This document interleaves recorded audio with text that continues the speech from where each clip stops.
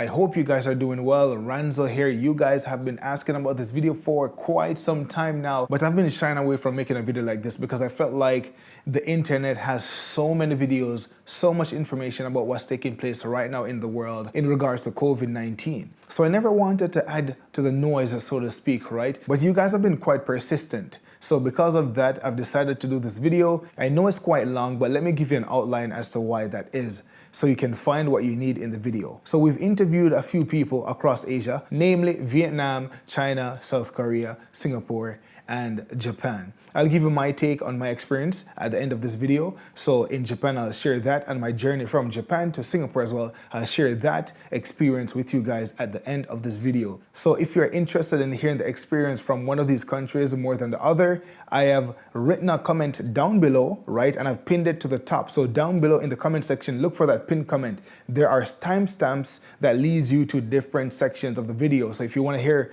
from the person in Vietnam, you can click on the timestamp that will take you to that section in the video, and the same thing goes for all the other countries as well. So let's get into the experiences from all these people that are on the ground in each of the respective countries.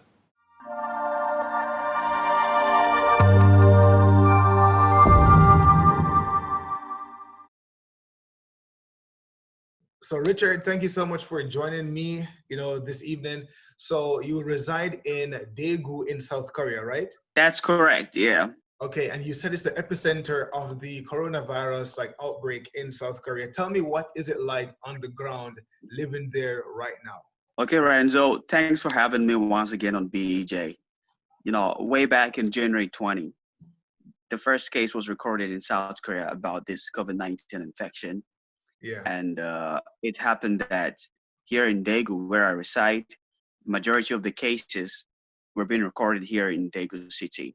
Mm-hmm. And as at today, Saturday, it's about 8,000 plus of cases being recorded today. Okay. And out of these 8,000 plus cases, 7,075 is in Daegu alone, Okay. nationwide. Wow. So Daegu is really in a hot spot. But thankfully, the Korean government has been very swift and super transparent with the way and manner they handle the situation. It's been well contained. And one other aspect of the Korean government is they try to put information out there every day. So in a day, you could receive about 5, 6, or 7 text messages from the Korean government. And basically, this message tells you what's going on, the rate of infection, and where you live in your neighborhood, within your location, the affected cases, and the places you should go, places you should avoid. It's really, helping a lot. So they've also put in some new policy measures, like one person cannot purchase more than one mask. Before you could purchase a mask, you have to show your ID, and you cannot purchase more than one, maximum of 2 per person. And the Korean government has also made provision of about millions of masks. They've provided this mask to the city halls. So every person residing in South Korea should look out for the city hall around them. You walk in there, you request for the hand sanitizers, disinfectants, and masks. They will provide it for you. Free? Is it free? It's free. It's free. Just that you have to join a long queue. People make a long line, before they could get those items. So what is it like on the ground, like being there, right? So when you first heard about the outbreak in Daegu and you lived there, like what was the reaction? What were people doing? Tell me about that. School closures, work. Tell me about your personal experience on the ground. Ranzo, Daegu is the 4th largest city in South Korea. Is the 4th. So it's hugely populated, about 2.5 million people, including with foreigners. So before the outbreak, it was really a colorful, busy town. Every day you see people on the street, walking, going to work, school children, like having fun. Like it was really a colorful and busy town. But since the outbreak, especially in the last 3 weeks, the streets were virtually empty. It became like a ghost town because there was this new policy that all schools from elementary to the university level should close temporarily. while they wait for new directive from the Korean government.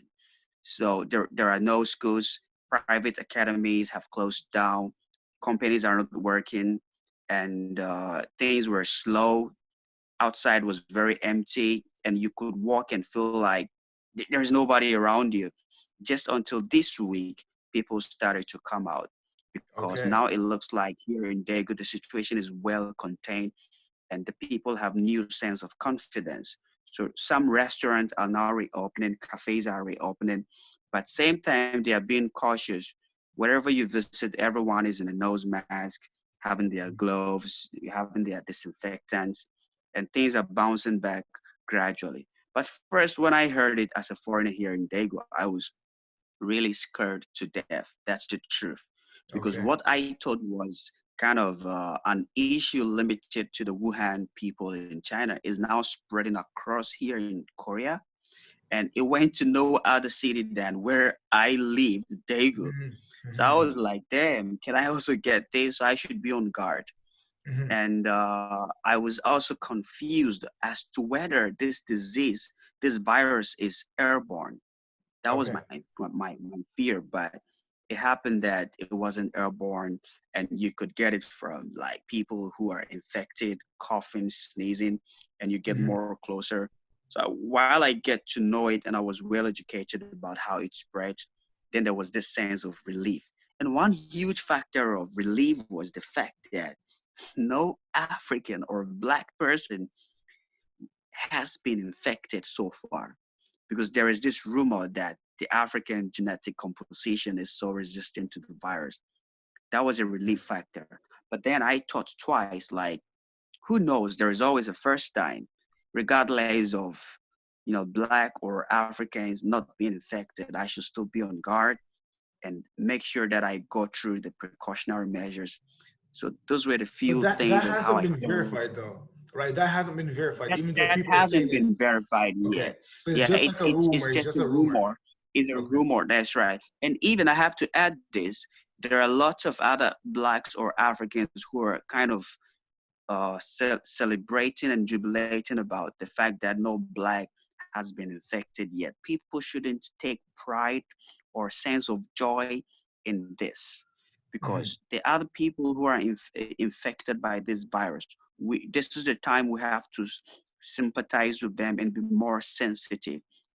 Blacks or Africans should not celebrate this. This is never an achievement. So people should keep a low profile, be quiet about this, keep praying and doing what is right. When it's all over, then you could say, oh, so I was blessed for being like a melanin person, or kind of where I'm from. It's really a blessing that such things cannot get me.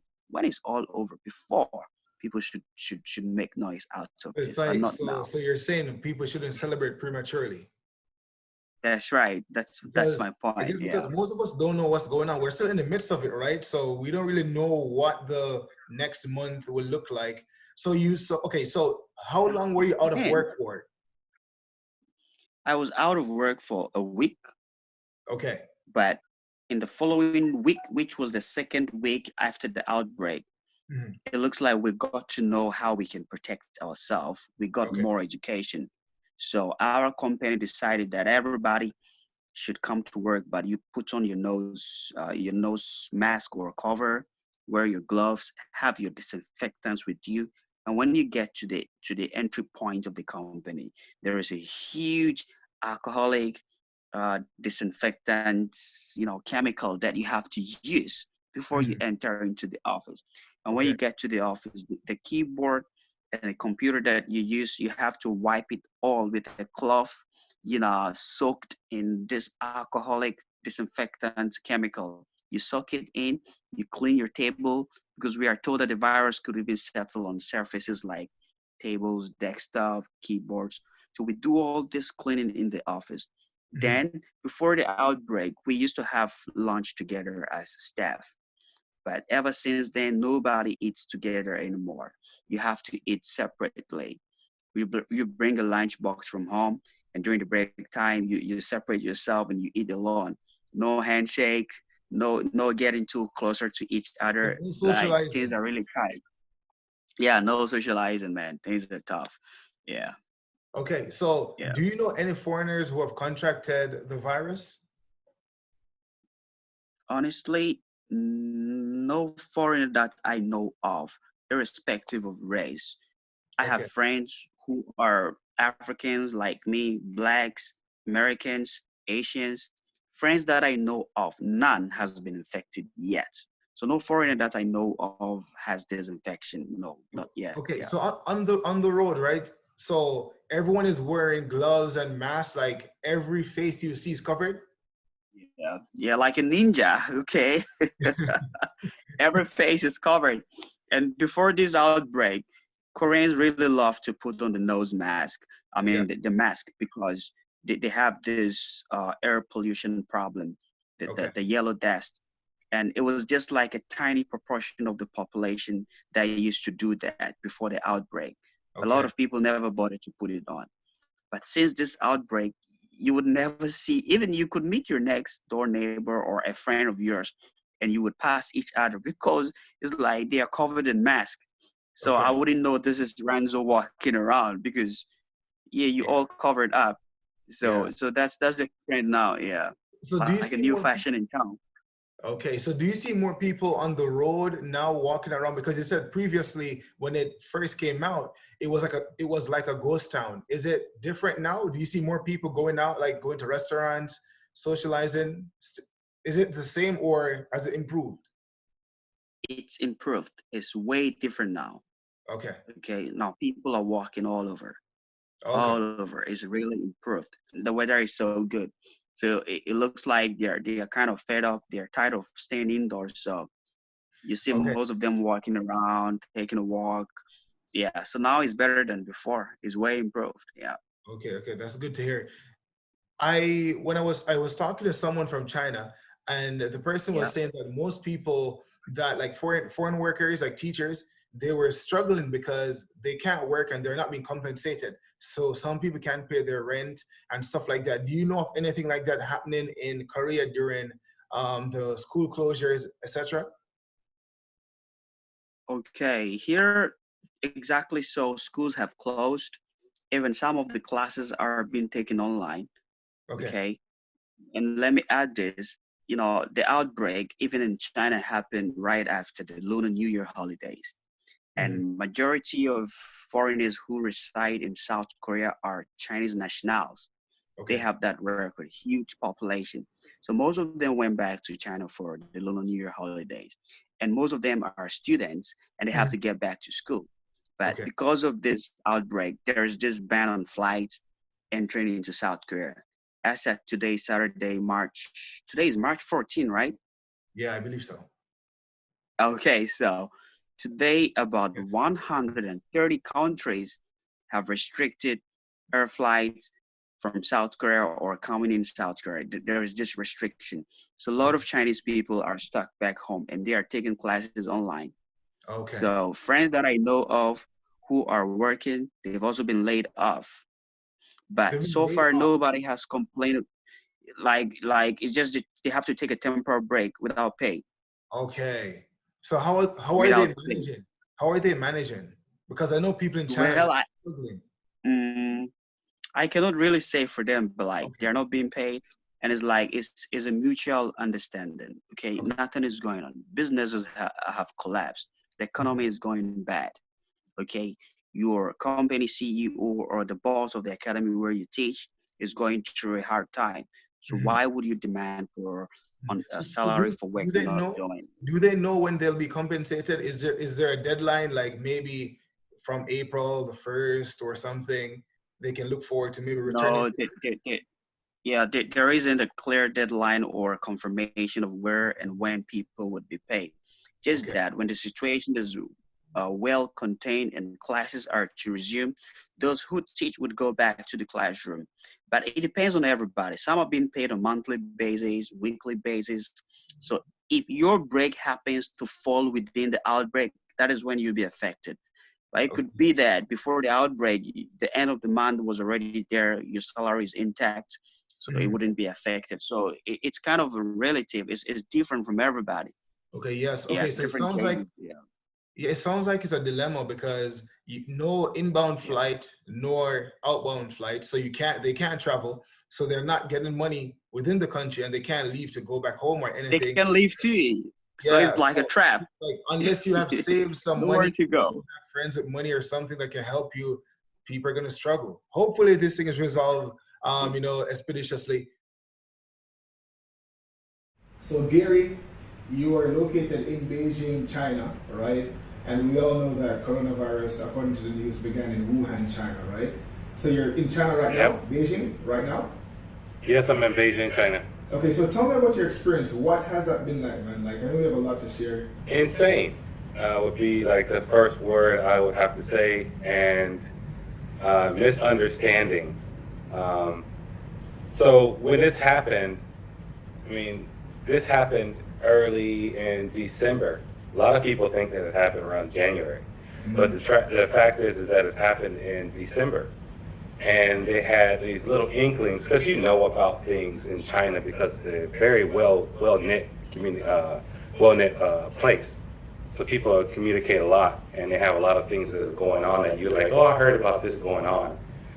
And we learned about this kind of in December, but we didn't really think much of it.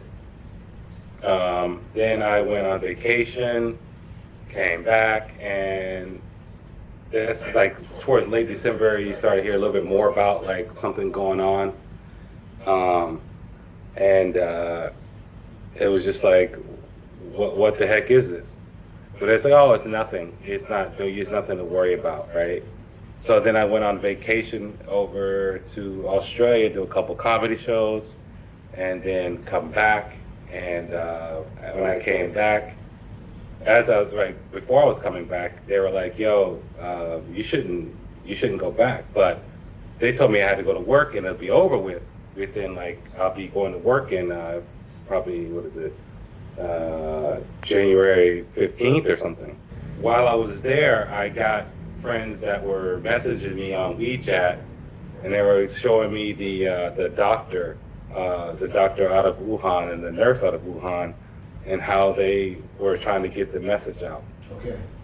And then I found out they got jailed or they disappeared, and that was kind of like a big sign for me because that happens a lot here in China, right? When people try to inform people of something they don't want people to know about, they somewhat disappear. But that's a normal thing. I mean, it's weird to say, but that's a normal thing, right? So that kind of put up yeah. So when you got to China, when you returned back home, right? This was late December. You were back in Beijing. Yeah. So I went for Christmas break, and I came back around January. Okay. And yeah, in January, like right around New Year's, and had the New Year's here, and everything was fine. It seemed okay. There was a little bit of mumble around that time about the virus, but nobody was really taking it as serious. Then when we were leaving towards the end of January, beginning of February, that's when everything kind of exploded, I guess. It kind of blew up, Okay. This information about the coronavirus. How did China change during the period of time? Like, you were told to stay home. What was that like? After getting back from Australia, we were told to go to your homes and you're going to be quarantined for 14 days. Okay. So when I was coming back from Australia, I went through the airport to a transfer flight from Australia is in Guangzhou. Okay. Guangzhou is one of the largest airports in China, and it was completely empty. It was maybe 7-8 o'clock at night, and there was nobody in the airport. It was the first time I've ever seen it. It's like going through JFK and not seeing anybody in the airport. Okay. All the stores were empty. There's nothing. There's nobody around. It was like a ghost town. You have this huge, airport that houses millions of people. How long were you quarantined? It was more than 14 days, right? Yeah, It was more than 14 days. So I got back to my apartment. They said, hey, listen, you have to be quarantined for 14 days. And we're going to start work on at this time I got back on February 5th. They're like, okay, you're going to be quarantined for 14 days. That gets me to the 19th. So I'm thinking, all right, great. And then I just go back to work. Well, the 19th rolls around. They're like, hey, listen, we're going to push this back. So I'm like, what do you mean push it back? So now I'm pushed back until, February, March. Okay, so March is here now. Now they say, okay, well, we don't really know when it's going to go back to work. So tell us about what it's like living in quarantine, being an English teacher, unable to work. Tell us about that experience. Okay, so, yeah, that's a great thing. I'm glad we're doing this because people need to know, like, this thing affects you in more than just one way. It affects you because of you have to be inside your house. Yeah, that's okay. Some people are fine with being inside their house. However, being able to work from your house, you have to now go into school where you're used to doing something and working with kids to having to find a job online. And most places don't have, like So my you're school, we trying don't really have a lot of stuff people are trying to online. find another job. So people are trying to find other jobs to fill the void. Yeah, people are fine. You have to find other jobs to try to fill the void of money that you're missing. Okay. You have to try to find, because if your school doesn't have online classes, then you need to find a way to, to deal with the money because your landlord is not going to say, hey, you can give me half the rent. Okay. They're always going to want the full rent, no matter what. Okay. And that's something I'll talk to you about later in a second. But we have to get these passes. You get these passes that you get, and you only can. Allows you to enter my complex. Okay. So if you don't live here, you can't come in here. Okay. So now I'm like, I want friends to come over and like be able to talk and get some type of social interaction, and you're unable to do that. Okay. When I do go out, I go to Sam's Club, I buy food and stuff like that, and come back home. That's it. That's the extent of me going outside. So people, people still go outside and stuff like that. Is it like business as usual outside when you go out? Do you see a lot of people? What's that like? So Beijing is a city of 21 million, give or take. And going outside, you'll still, in the beginning and early in February, you didn't really see anybody outside. Okay. If they were outside, it was necessary. One, it was too cold, and two, we had the virus, right? Mm-hmm. But now we're starting to see a little bit of more people going outside. Some people because they need to work and the necessity to work. But I'm in an industry where we have to deal with children and we have to deal with parents, and most of the parents are not going to bring their kids into, they're not going to bring their kids into school in fear of this whole virus. So why would you? I wouldn't.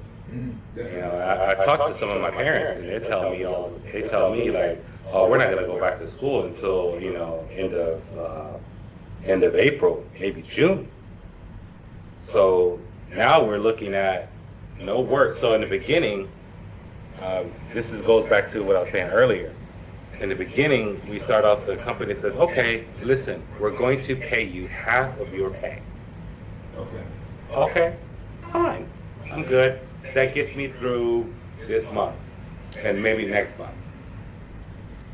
So then this month comes up and they said, okay, we're going to give you 70% of minimum wage in China. Now, most of you guys don't know that, but 70% of minimum wage is about $200, maybe $225. A month? A month. Oh, snap. Okay. So now you got to think, what are you going to do? Now on me, this is where it affects me. I've been at this company for a year, and the place that I live at, they have year contracts. So the contract on my apartment is not going to be renewed. So now I had to pay my last month's rent with my paycheck, and now I have to find another place to live. Okay. But you do. So now it's like, okay, and the rent goes up every year. Okay. And you're not back at work yet, so there's no work. And I'm not back at work. So I got to move to a new apartment. That means I have to find another apartment. One, and then I don't have a job, so I don't have money to be able to pay for the apartment, right? So I had to think of all these things. Luckily, I am able to do that stuff because I save money and I have reserves, so I'm fine. But there are people who don't have money for rent. There are people who don't have money for food, and if they're in the same situation that I was in, it's going to be even harder, right? How are you going to be able to pay your bills and move into a new apartment without that? So, and then worry about the coronavirus at the same time. So what are people doing right now? This is a wonderful thing I love about Black people, is that we hustle, man. Like anywhere on God's green earth, we're gonna triple our worth. And when it really comes down to it, a lot of my friends, they're out there teaching everywhere they can. There's an app on the Apple Store that teaches English, and they promise to give you type of work and stuff like that. So a lot of people are doing that. A lot of people are doing online teaching for places outside of the area that they live in, like in Shanghai or in Guangzhou or all across the country where they can teach English. So that's a shining light for certain things. However, they're still living on the minimum. Okay. Well, what about the virus? What about the virus? Has anyone contracted the virus? Any Black people you know, any foreigners you know? That's another one, is that you don't know. Right? You don't know. A lot of my friends are outside of the country. They're not coming back in. They're encouraged not to come back in. Okay. But so they usually worked in China? Yeah, they usually work. Yeah, they usually work in China. Okay. But if they come back, what are they coming back to? They're not coming back to anything. So what's the point of coming back? So are most people staying, like foreigners? Are most foreigners staying within China, or they're looking to leave now because of what's going on? Oh wow! So that's kind of a quagmire that they have to deal with themselves, right? Okay. They're looking at, some people I know. One of my good friends, he's battling with that dilemma right now. Should I leave? And he's thinking to himself, he's like, well, I should have left back then. Now, now I don't know. I had a friend, my boy Devron. He's over in America now. But when he was leaving, it took him 7 tries to get out of here. Okay. So he tried to go to New York and take a flight. Went to the airport. They canceled the flight on him. Went back to the airport the next day. They canceled the flight on him. And this is like 7 times it happened to him. Like he'll call up and says, "Is there a flight leaving out?" They're like, "No." And I told him, I said, "Bro, you gotta get your ass up there at the airport, and and just tell them I ain't going nowhere until I get on the flight." So finally, after a whole this whole deal, he finally got on the airplane and left. Okay. And he's not coming back to China. Well, see, this is a weird thing, because a lot of people would tell me, when I tell them about the things that I'm going through, like they're taking half my pay, or contractually they're doing this and that, which Americans or most Westerners would say, "Hey, that's against the law," or "Hey, they shouldn't do that. They're not able to do that." And I have to tell them, I have to remind them, you're in China. They don't care about your rights. There are no civil rights. There are no, like, you just, I mean, you think there are. Think about it like this. Michael Jordan sued this company called Qui-Gon, who stole his image of the Jordan shoe. He sued him for over 16 different times. He hasn't won a case yet. So if Michael Jordan can't get his money for his shoes, what makes you think that I'm going to get money for my job? Right? You know, you think that there's rules. There are rules. There are rules written down. But the rules that are written down also have counter rules to those rules that are written down. So it doesn't really matter. Okay, so there's no recourse. You just gotta accept it then. You have to accept what's going on, and you have to live with it, and you have to figure out a way around it. That's it. That's what I learned about it. Is that I learned that I kind of knew that there were no rules, and I told people about this stuff. Now they're starting to see it, and they're like, "Oh yeah, you're right. They shouldn't do that." I was like, "I told you. You better prepare for the worst."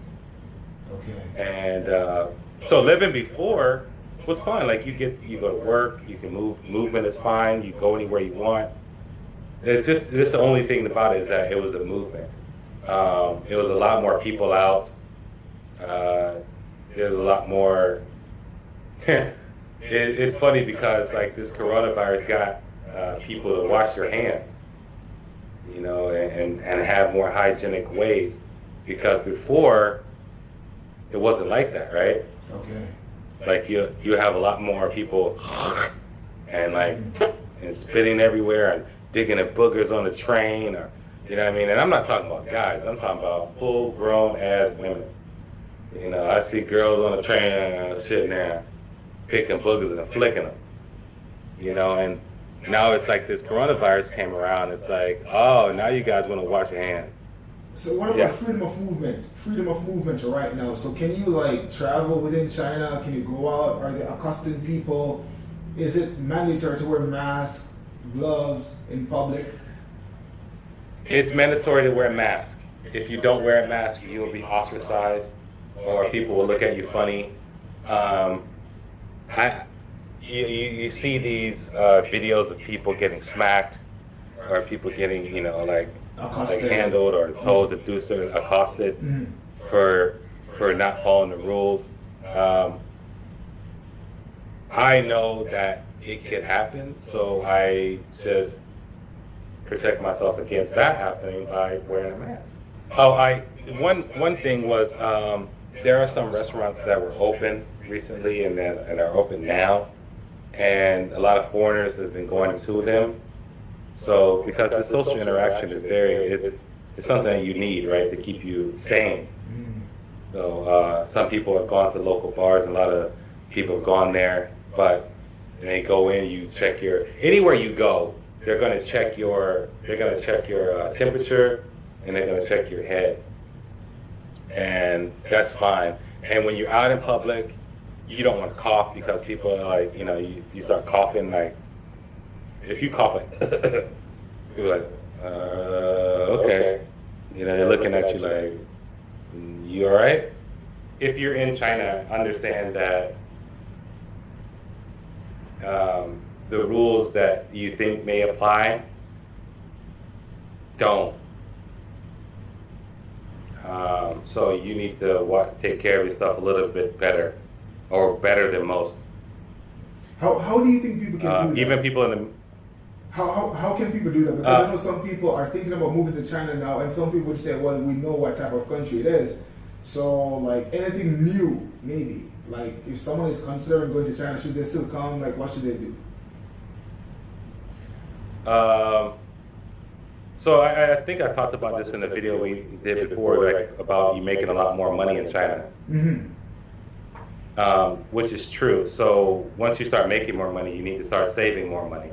Okay. So that rainy day fund needs to go up at least 15% to 20% of what you normally save. And if you're not saving, you need to start saving. Yeah. That's what helped me out in this whole ordeal. Even though I'm not getting my regular paycheck, I still have money that I was saving, and I still came off of 2 vacations. And I'm still able to survive throughout this whole thing. Yeah, super important, man. Yeah, you got to start preparing for the future, if anything. I don't care how old you are, you need to start preparing for it. So, William, back in Singapore again, right? Everyone is asking about the coronavirus in Asia.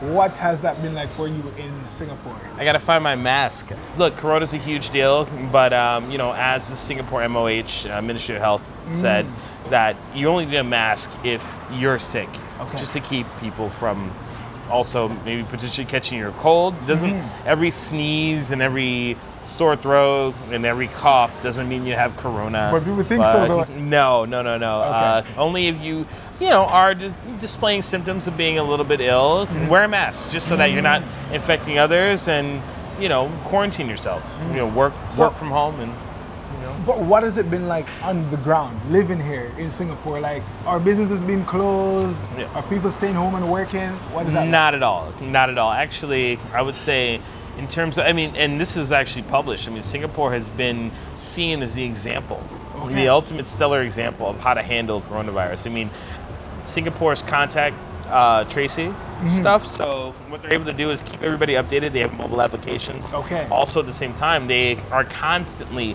sending out information. There's websites you can go to see this person has been infected. Here's where this person has been. Here's where we think they got infected, and this is who we're treating. And what I really like about how Singapore is handling the coronavirus is that they're also saying, okay, well, we may have X amount of cases, but here's how many have been cleared. So they're always updating you on who's been cleared, also while you're seeing who's been infected. And I think that sometimes media will just focus on who's getting infected and not talking about how many people are being cleared. I mean, China included. Like they're recovered, talking about who's getting infected. When you say versus cleared, you mean recovered, right? Who've been put in a hospital, treated, and have recovered, and then are back out on the street. So I got to give Singapore a lot of credit for like really minimizing the panic by showing you, look, people are getting cleared of this. It is a big deal. We're handling it, you know, and it's been great. So business has been going, you know. People are going about their daily lives. I mean, people are walking around now. There's no I haven't seen a mask yet. Yeah, on no, this stretch. because people have the information. It's all about the information. If you have the information, you know what's going on, and they're being forthcoming, they're being honest about it. Look, people are getting infected, but there's been no deaths in Singapore, and I think a lot of that has to do with the fact that information's there. So if you're having symptoms, you don't need to freak out. You know, just go get checked, get looked at. They'll handle it. They're going to treat you, and then the world, or the country and the world, will be updated on the statistics of what's going on with this thing in Singapore. But there's been no deaths. Do you know anyone who has contracted the virus at all? To get into my building, in my office, you have to get checked. To go to the gym, I went to the gym this morning. You get checked. Your temperature. Your temperature. I went to the spa last night. I love onsen, Japanese onsen spas. They have it here too? They have an onsen spa here, yeah. I love it. And yeah, when you walk in there, before you even pay, they check you to make sure you write down your temperature, and they ask you, have you done any travel to China, and check everything out, and you're good to go. So they're very proactive. Every business, roughly, is being very proactive about this. And I think it's that proactivity that, you know, removes some of the panic. How has businesses been affected? Well, Up, down? yeah, so I think that, you know, there are some industries that have definitely been affected. In Singapore? For sure. Let's say the F&B business has been affected significantly. And also just general travel. But I think what's really happening is that there's a panic for what could happen. So we're getting a lot of meetings that are canceled because they're saying we don't know what's going to happen with our business. And I think that that's a bit premature. It's a little bit irrational because, yeah, you don't know. And it can be equally as positive as it is negative, right? So I think there is a little bit of panic there. But it's as far as context is concerned, it hasn't affected us at all. In fact, we've had one of our stronger quarters this quarter because what it's done is, particularly for the tech industry, I believe that it's called the the overconfidence that a lot of tech companies have, which is, okay, we're all good. We got all this sales stuff, and we know that inbound business is always going to come in, and we're for sure these contracts are going to happen. And I think it's exposed just how vulnerable some of these businesses can be. And now our phones are ringing off the hook because now they want remote work. They never thought of that before. So now Consig has been very attractive for a lot of businesses. We're getting a lot of China work, a lot of China research work. Our style of business is naturally recession-proof. And the reason why I say that is that we are a very adjustable and customizable business. All of our clients are bespoke. What is it like right now in Vietnam with coronavirus? Like, tell me, how has it affected just daily life? Daily life, it really hasn't affected it a lot, to really be honest, which to me is surprising, being a foreigner here, that you think that people would be freaking out. Okay. But what's really going on is that it almost seemed like they were ready for it, because in terms of the reason why they already wear protective masks as is, because that's just the culture and society. Because a friend of mine, a Vietnamese friend of mine at the gym I go to, asked me, said, how come in America they don't wear protective? I said, well, it's because it's not part of our culture. We don't wear protective, wear a face mask everywhere. Yeah. So he was like, oh yeah, right. I was like, so then he kind of got it. You know what I mean? But in Vietnam, they already wear protective masks. I'm pretty sure the same thing in Korea and Japan. I don't know how much. I know in Vietnam it's almost like a 70 to almost an 85% of the people wear face masks. Okay. Right? So that's one element. Two, the Vietnamese government, even though they got laughed at in the beginning when people heard that Vietnam is kind of, there's not as many cases, although we have a lot more cases now. Okay.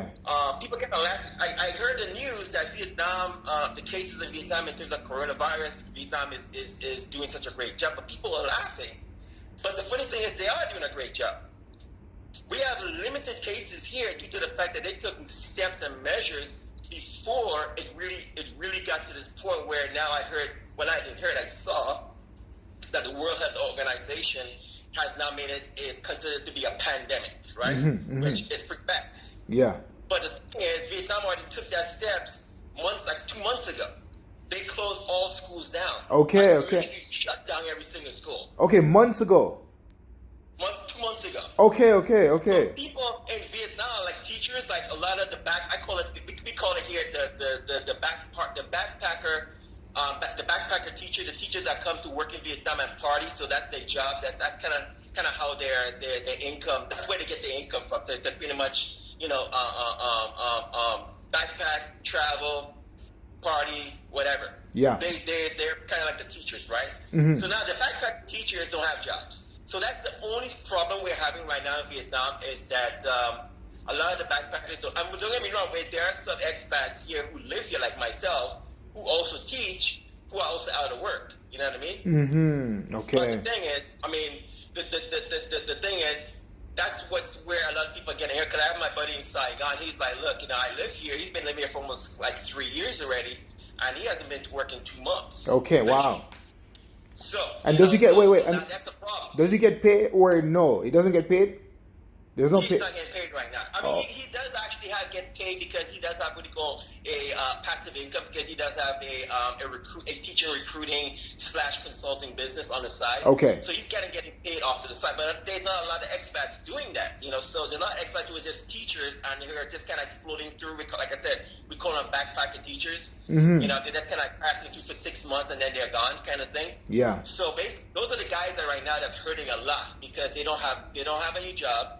I've actually seen a couple of statements on the expat websites, and people were on right. I'm tired. When is it going to get? People will die from the common cold compared to this disease. You know what I mean? People get hit by a bus. Blah blah blah blah blah blah. On it, so they're pretty much crying about the fact that, hey, I haven't worked, and you need to open the school so I can go back to work.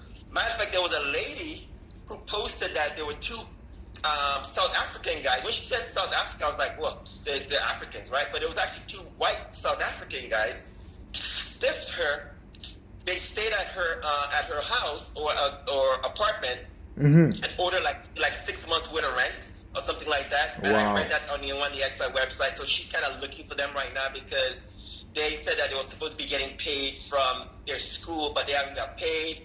And they asked for time, and so they end up moving out in the middle of the night, kind of thing. So she put it on the expat website, and so on. So there's all kinds of little things going on. There's that, and then also, since I know a lot of like local Vietnamese, a lot of my friends are out of work. So tourism has been affected. Tourism has been affected in a major way. I mean, we in Vietnam have what you call the Korea love Vietnam. Okay. So a lot of Koreans right now are not here. Or if they're not here, they're not really. They're not. They're not.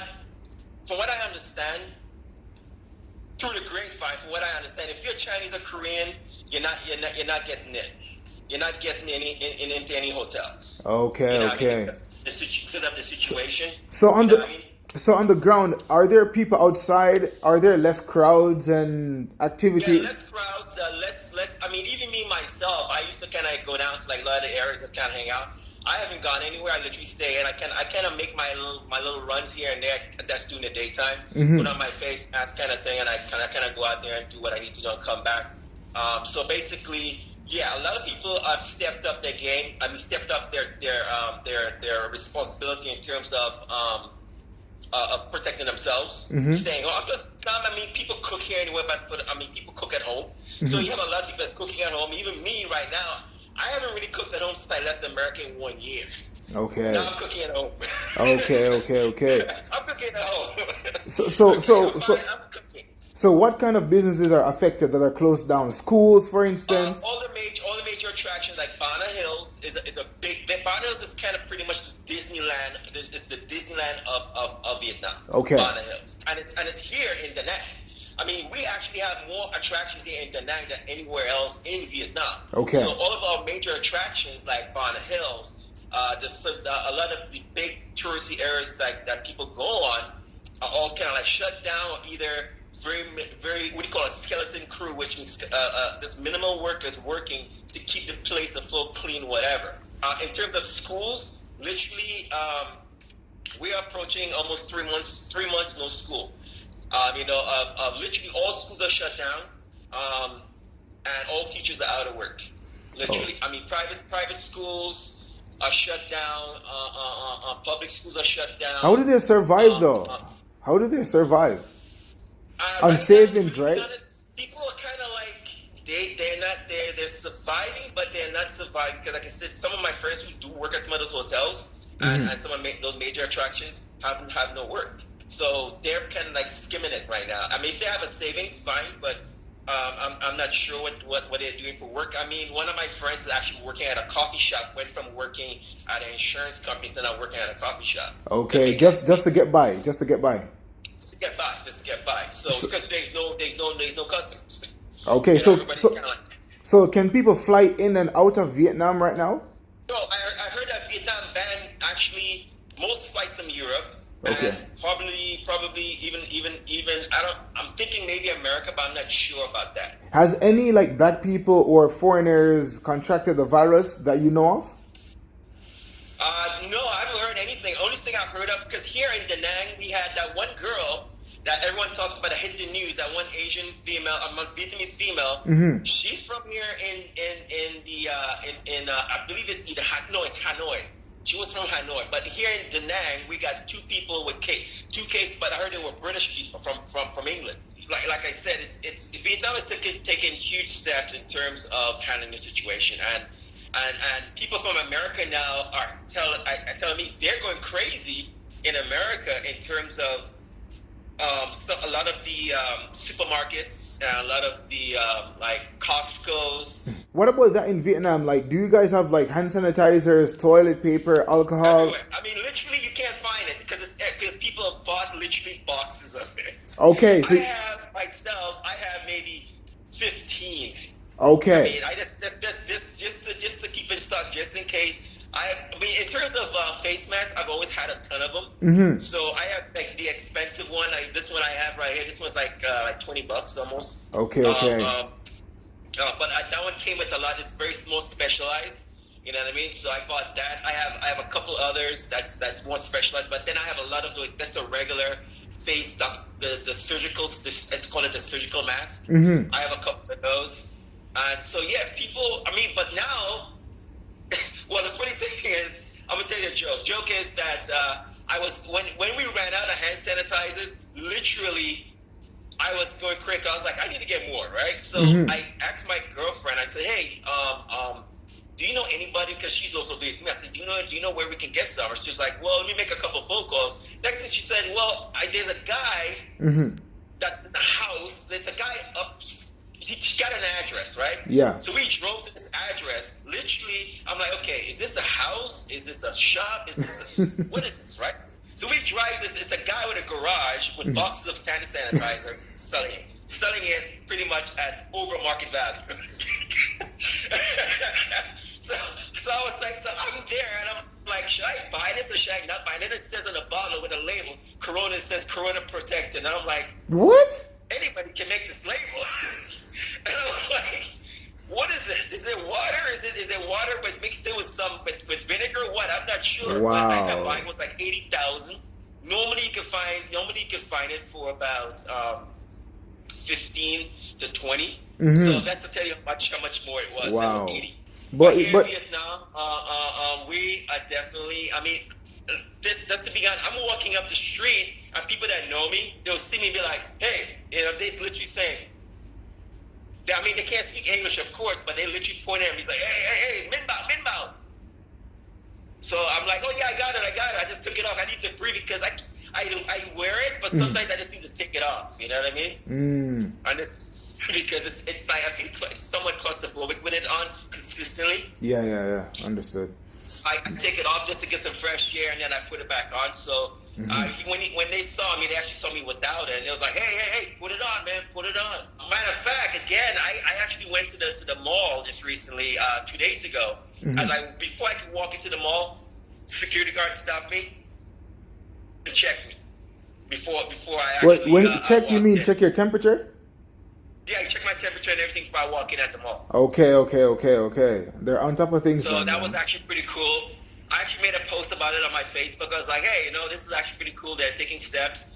And then one of my friends in Saigon said, once he saw my Facebook post about what they did here to me in Da Nang, he hit me up. He's like, hey, they're doing that down here in Saigon too. Okay. They're actually checking you before you walk into like big buildings. But that's smart. That's really smart though. That's smart. That's smart. I don't know if they're doing that in Japan or not. But I don't see them doing it. That's what I'm saying. It's smart. I don't see them doing that. So it's smart. So Vietnam is on top of things. It sounds like. Yeah, they're on top of things. Like I said, I'm already bracing myself. Supposedly next week is supposed to be back to school, but we already know. We heard that 2 months ago. Next week is school. So we already know it's going to hit probably April or June. Yeah, okay. Probably April or June. Hopefully the teachers get some help or something, because I'm like 2 months without a salary. If you ain't got no savings, it's gonna be hard for them. So hopefully they something work out. Right. Man. Right. Yeah. One of my buddies that you've been talking about, possibly he might end up having to go to another country or something like that. So, but he hopefully not. Okay. Like I said, on the expat website, it's the thing. Well, the major thing is this. Once it's all done, just put it out there. Most of the English teachers are going to be gone. Yeah.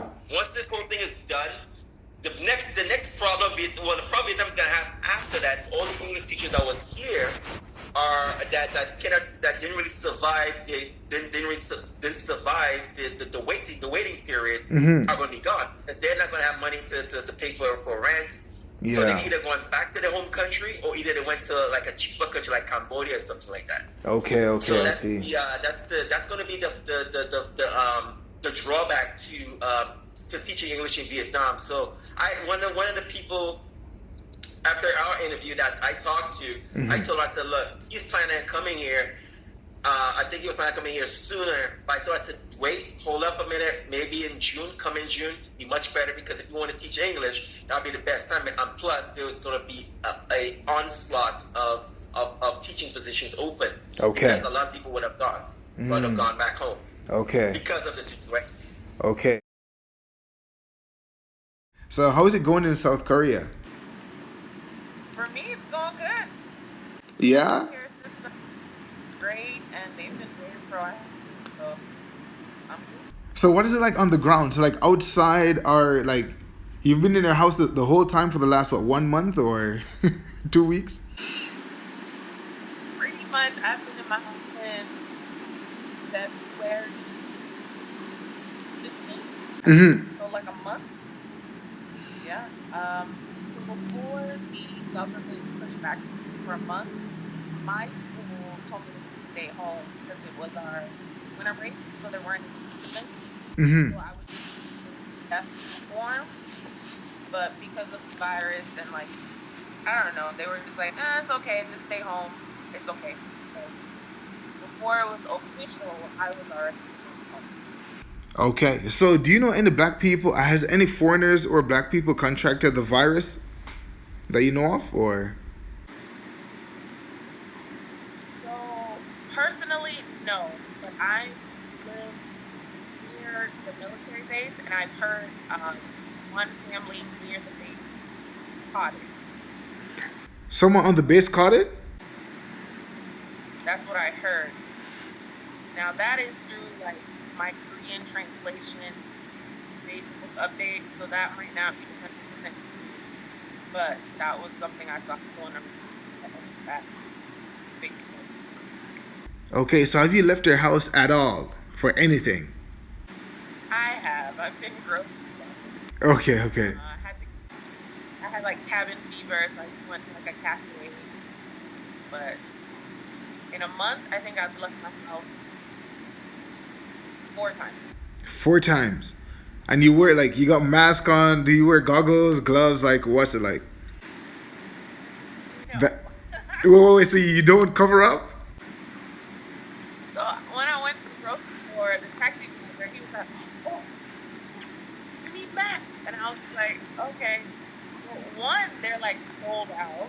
And 2, the information I've read, if you don't have a compromised immune system, the mask won't protect you. People who wear the mask are people with like compromised immune system, or if they're sick, not to spread it. So it was pointless.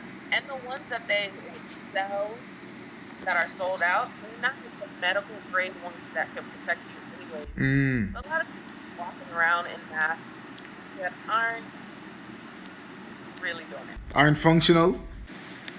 Right. So even right now, Korea has a shortage, and the government has a system in place where you need 2, and like the distribution is by your birth year, and the lines are crazy.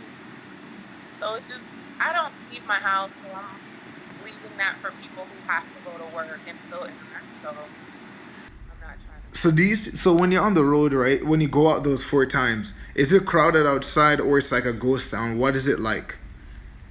And you're in Cheonan, right? You're in Cheonan? Right. I thought I picked like the grocery store. I was like, okay, it should be empty. It was packed. I was like, wow, people here. So when I went to the grocery store, there was a lot of people. The cafe I went to, it was me, my friend, and the owner. But that's not like necessarily indicative of the virus. Like there's so many cafes. That's not a big indicator.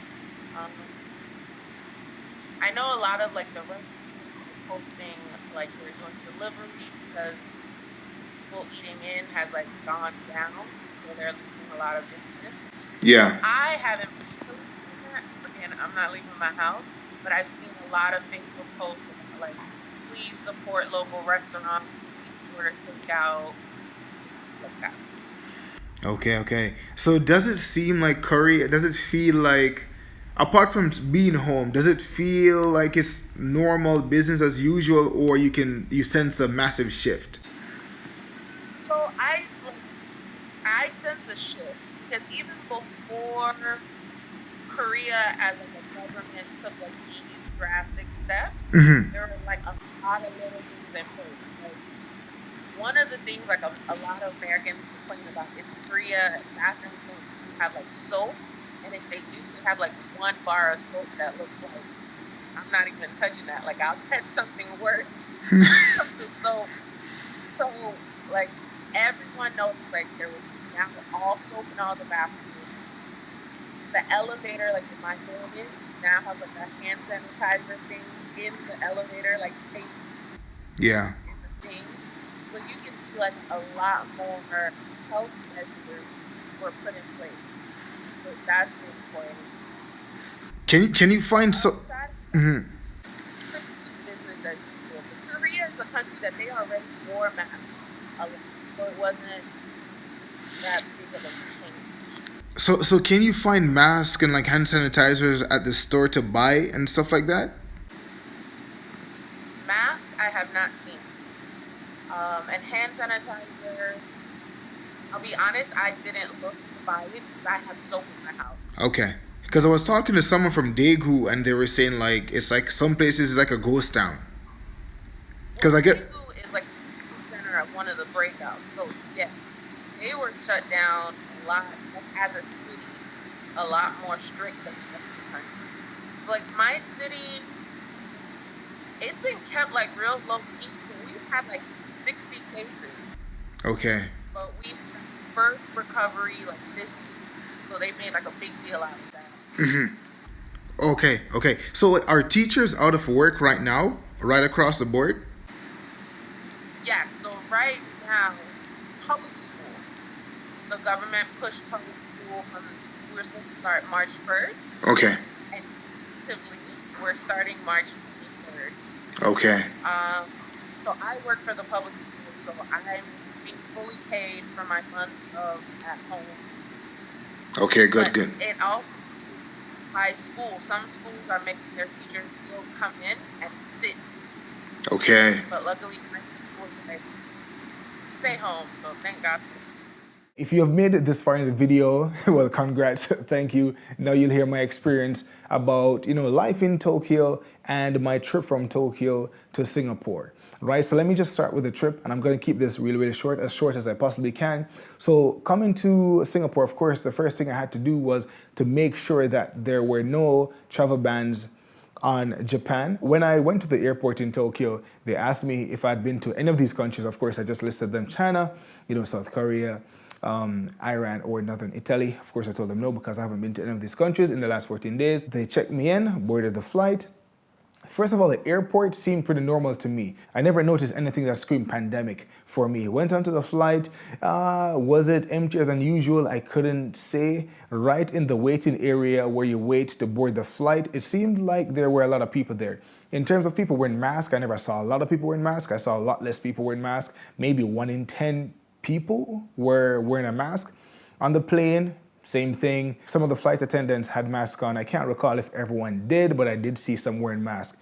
When I got to Singapore, once you disembarked the plane, there were people wearing masks on either side, the left side, the right side, right to the entrance, just waiting, I guess, to observe people. And while we made our way into the airport, going toward immigration, we had more people, that were lined up, I guess just observing us, looking for maybe symptoms and stuff like that, I guess. And they had this device in the distance as we're making our way right through the path into the airport. They had this device there, someone sitting behind a computer, and this thing that looks like a camera that was, just checking to make sure that everyone that is passing through has a temperature that's lower than 37.5 degrees Celsius. I never saw anyone get stopped. I was fine as well. We just walked. So it wasn't, I thought people would have, walked up to us, stopped us, put something on you and check you, but that wasn't the case. When I finally arrived at immigration, they asked the same questions. Have you been to these countries in the last 14 days? No. Came out, everything seemed normal. Like I've been to Singapore a few times.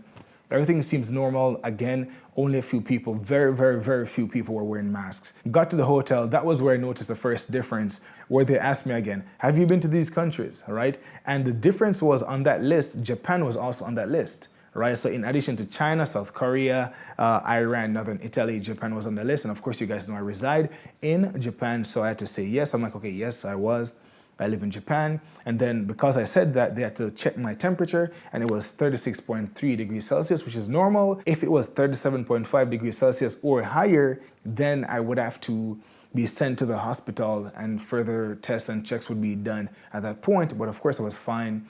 So I was checked into the hotel and I came up to my room. I went to a store. They had an abundance of hand sanitizers. They had masks as well. At least the one I went to only had one type of mask, but at least it was a mask.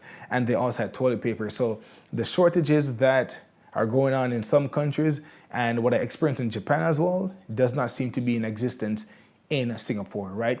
The only thing is when you go to the cash register or the cashier, that's where they keep all the hand sanitizers. It's not in the general aisle in the store, but if you want hand sanitizers, you got to go up to the front. My assumption is that there is a quantity limit to, when it comes on to purchasing hand sanitizers. I don't see a lot of people wearing masks even on the streets, in restaurants, wherever I go. And that's what I noticed in Singapore. The difference in Tokyo is that even in public places, I haven't seen anyone checking temperatures, right? So I think that's a major difference that I've noticed in Japan, where whether it's a mall or a restaurant, no one is checking any temperatures, right? So I don't see that. The only thing I've seen, and my wife also said the same thing, is you see hand sanitizers at the entrances of some of these places, but that is it. A lot of people are still in the malls, they're going shopping, they're eating out, all these things the same way. Like nothing really seems to be different apart from all major events have been, postponed or canceled. The Spartan race that I wanted to partake in Okinawa on the 28th of March has been postponed as well. A lot of people are concerned about the Tokyo Olympics. We're not really sure what's going to happen yet, but they're saying it's too early for them to make a decision on that. If anything, it's going to be postponed until a year or two from now. Some businesses are struggling, of course, and I think some of you guys who are watching, or most of you guys who are watching, are familiar with that because COVID-19 has been reaching almost every single country right now. So if you're watching this, you have some experience with the impact of the virus on your country. So some of the things I'm talking about is not unfamiliar to you. But I wanted to share these things just to give you an idea of what's taking place in this region. And one of the biggest things, as you've heard from some of the interviewees, right, is that some people who are English teachers, they aren't being paid, or their pay has been significantly reduced. People are being asked to stay home so they can't work. And if they don't have any savings or any money put aside or someone to help them, they potentially might be in dire straits, which is, one of the negative things that I've seen that has grown out of this COVID-19 pandemic that we're facing right now. Hopefully, this thing will be a thing of the past sooner than later. I hope you guys are okay. I hope you guys are staying safe. I'm okay. My family's okay right now. Thank you guys for watching. If you found this informative, please give it a like and remember to subscribe to this channel for weekly videos on the Black experience across the globe. Until next time, stay safe. Bye for now.